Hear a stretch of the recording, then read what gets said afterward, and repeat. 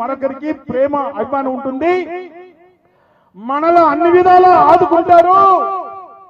నమ్మకం విశ్వాసంతో ఇవాళ బిఆర్పేటలో జీవన్రెడ్డి గారు కలిశారు. వారికి స్వాగతం సుస్వాగతం.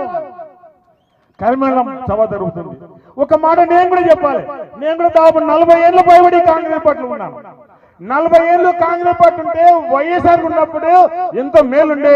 వైఎస్ఆర్ పోయిన తర్వాత నా కింది వాళ్ళు కూడా 2 పదవులు ఇవ్వలేదు. అప్పుడు నేను కేసీఆర్ గారిని సంప్రదిస్తే వారు నన్ను తీసుకొని నన్ను ఎమ్మెల్యే చేశారు. 3 సార్లు నాకు టికెట్ ఇచ్చారు. అందుకే ప్రాంతీయ పార్టీకి కాంగ్రెస్ పార్టీకి తేడా మాట కూడా చెప్పడం జరుగుతుంది. ఈ సందర్భంలో ఈ ప్రాంతంలో ఎన్నో సమస్యలు ఉన్నాయి. ఒకటి ప్రధానంగా ఆసిఫాబాద్ జిల్లా, మంచిర్యాల జిల్లా, పెద్దపల్లి జిల్లా సంబంధించిన కేసీఆర్ గారు మంజూరు చేసి ఫౌండేషన్ చేసిన మంచిర్యాల టు అంతరం బ్రిడ్జిని ఒక దుర్మార్గం పార్టీ, ఒక దుర్మార్గం ఈ ప్రాంత సాంఘికలను క్యాన్సిల్ చేశాడంటే మళ్ళీ బీఆర్ ప్రభుత్వం వస్తుంది, కేసీఆర్ అవుతారు, కేసీఆర్ ముఖ్యమంత్రి అంటారా? అదే మంచిర్యాల అంతరం బ్రిడ్జి మళ్ళీ ఖచ్చితంగా మేము మొదలు పెడతాం, పూర్తి చేస్తామని మాట కూడా చెప్పడం జరుగుతుంది. అదొకటే కాదు, మా దగ్గర పర్తంపల్లి 10,000 ఎకరాలకు ముంపు గ్రామాలకు ఒక ప్రాజెక్టు మంజూరు చేస్తే దాన్ని కూడా క్యాన్సిల్ చేయడం జరిగింది. అన్నిటికన్నా ముఖ్యంగా ఈ ప్రాంతంలో ఆనాడు కేసీఆర్ గారి పుణ్యాన కారుణ్య నియామకాలు తెచ్చి 16,000 మందికి మనం ఉద్యోగాలు ఇస్తే ఈ ప్రభుత్వం 17 నెలల నుంచి మెడికల్ బోర్డు పెట్టలేదు. అంటే దీన్ని బట్టి భవిష్యత్తులో సింగరేణి ప్రైవేటీకరణ చేసే దిశగా కాంగ్రెస్ పార్టీ ప్రభుత్వం ఉన్న మాట కూడా ఈ సందర్భంగా చెప్పడం జరుగుతుంది. ఇక్కడ 76 జీవో ప్రకారం బెల్లంపల్లి, చెన్నూరు ఈ ప్రాంతంలో మందార ప్రాంతంలో 25,000 పైబడి ఇండ్లు కట్టాలిపించాం. ఆనాడు కేసీఆర్ గారు మళ్ళీ ఎన్నికలు మిగిలిన వాటికి మేము ఇప్పిస్తాము అని చెప్పడం జరిగింది. అప్పటి నుంచి మిగిలిన వాటికి ఇవ్వలేదు, మళ్ళీ కొత్తగా ఇవ్వలేదు. ఇది కాంగ్రెస్ పార్టీ చేసే కార్యక్రమం కూడా చెప్పడం జరుగుతుంది. ఈ సందర్భంలో ఒక మాట చెప్పొచ్చు బాధ మాట్లాడు. ఎందుకంటే ఈ ప్రభుత్వం వచ్చిన తర్వాత హైదరాబాద్ లో ఎన్నో విధాల అన్యాయాలు, అక్రమాలు, దోపిడీ చేస్తున్నారు. మా ప్రాంతంలో కూడా ఇక్కడ గెలిచిన దోపిడీలు, దుర్మార్గాలు, కేసులు ఇవన్నీ చేస్తున్నారు. అసెంబ్లీ మీద చూశారు. ప్రభుత్వాన్ని, ముఖ్యమంత్రి, డిప్యూటీ సీఎం గారిని, మంత్రుల్ని ముక్కు తిప్పలు లెక్కించిన మన యువ నాయకులు కేటీ రామారావు గారి దాటికి తట్టుకోలేక వీళ్ళందరినీ సస్పెండ్ చేశారు. అయినా మీ అందరికి మేము భరోసా ఇస్తున్నాం. ఇక్కడ సుమన్ గారు కావచ్చు, దివాకర్ కావచ్చు, అక్కడ సిన్నే గారు కావచ్చు, కేసీఆర్ గారు, కేటీ రామారావు గారు, హరీష్ రావు గారు మీకందరికీ అండగా ఉన్నారు. మీకు మేము అండగా ఉన్నాం. ఎవరికి భయపడే అవసరం లేదు. మొక్కవని ధైర్యంగా మనం ఉన్నాం. రేపటి ఎన్నికల్లో తెలంగాణ గట్ట మీద ఎగిరేది గులాబీ జెండా, ఈ మంచిర్యాల జిల్లా వెళ్ళేది ఎగిరేది గులాబీ జెండా అనే మాట చెప్తూ మీకు అన్ని విధాల అండగా ఉంటా మాట చెప్తూ అవకాశం కల్పించాం. మీ అందరికీ మరొకసారి నమస్కారం. దివాకర్ రావు గారికి ధన్యవాదాలు. ఇప్పుడు బోత్ శాసనసభ్యులు, సోదరులు, యువ నాయకులు అన్న అనిల్ జాదవ్ గారిని మాట్లాడవలసిందిగా కోరుతా ఉన్నాను.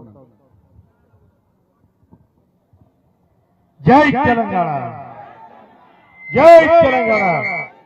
కేసీఆర్ గారి నాయకత్వం, కేటీఆర్ అన్న గారి నాయకత్వం. ధన్యవాదాలు సోదరులారా. చాలా సంతోషం. మొన్నట్టు మనము పేపర్లలో చదువుకున్న కేతన్పల్లిలో ఏం జరుగుతుంది రాబోయే అంటే అంత గందరగోళం జరుగుతుందని చెప్పేసి పేపర్లో చదివిన తర్వాత పెద్దలు కేటీఆర్ అన్న గారితో రావడం, ఈ కార్యక్రమానికి కేటీఆర్ అన్న గారు ముఖ్య అతిథిగా వచ్చేసి ఈ యొక్క కార్యకర్తల సమావేశాన్ని విజయవంతం చేసినందుకు గౌరవ ప్రధాని కేటీఆర్ అన్న గారికి ప్రత్యేకంగా చప్పట్లతో స్వాగతం తెలియజేయాలి. వారితో పాటు జిల్లాధ్యక్షులు బాలక శుభనన్న గారు, దివాకర్ అన్న గారు, మా సహచర సోదరిమణి ఎమ్మెల్యే మా లక్ష్మక్క గారు, అదేవిధంగా మాజీ శాసనసభ్యులు అన్న కోనేరు కోనప్ప గారు, వారితో పాటు చాలా మంది పెద్ద సోదరులు, మున్సిపల్ చైర్మన్లు, వైస్ చైర్మన్లు, వారితో పాటు ఇక్కడ ఉన్నటువంటి బీఆర్ఎస్ పార్టీ కుటుంబ సభ్యులందరికీ పేరు పేరు నా యొక్క నమస్కారాలు తెలుసుకుంటున్నాను. నిజంగా ఇప్పుడు చాలా మంది చాలా వ్యక్తులు మాట్లాడుతూ ఉంటారు. మీరు ఒక్కటే దయచేసి మన దిమాగ్లో ఒకటే పెట్టుకోండి. ఇవన్నీ వస్తాయి, ఎన్నో పథకాలు వస్తాయి, ఏమో పోతాయి, కానీ కేసీఆర్ దొరకరు. ఎప్పుడు కేసీఆర్ దొరుకుతాడా? కేసీఆర్ దొరుకుతాడా? దొరుకుతాడా? మరి ఒక్కసారి చప్పట్లతో జోరుతో చప్పట్లు కొట్టండి. జనాలు ఎదురు చూస్తా ఉన్నారు, ఎప్పుడెప్పుడు వస్తాడు కేసీఆర్ గారు అని చెప్పేసి.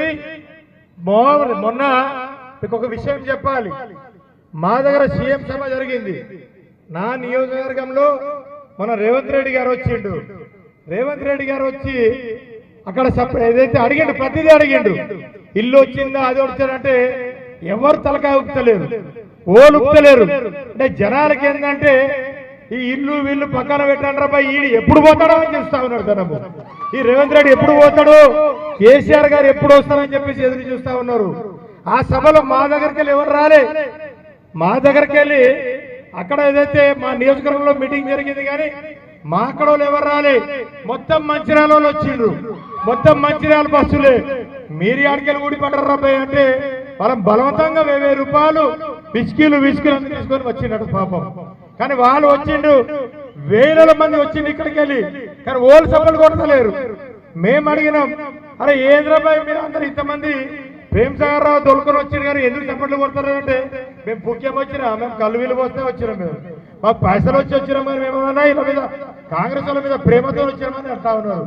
కాబట్టి దయచేసి అదే విధంగా ఏ విధంగా అయితే కేతర్పల్లిలో మనము కొట్లాడి సాధించుకున్నామో అదే విధంగా రేపు కూడా చెన్నూరు, మంచిర్యాల, బెల్లంపల్లి ఇవన్నీ స్థానాలు ఖచ్చితంగా బల్ల గుద్ది రాబోయే రోజుల్లో గులాబీ జెండాను ఎగరవేయాలని చెప్పేసి కూడా ఇస్తారుగానే తెలుసుకుంటారు. ఎందుకంటే ఈ యొక్క ప్రాంతం నిజంగా చూస్తా ఉంటే, రాత్రి కూడా చూస్తూ ఉంటే మెరుస్తా ఉన్నాయి.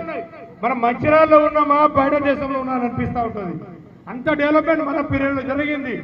డెవలప్మెంట్ వస్తుంటది, పోతుంటది. కానీ మన నాయకుడు ముఖ్యం కాబట్టి మన గౌరవ కేసీఆర్ గారిని మనం ముఖ్యమంత్రి చేసేదాకా మనం నిద్ర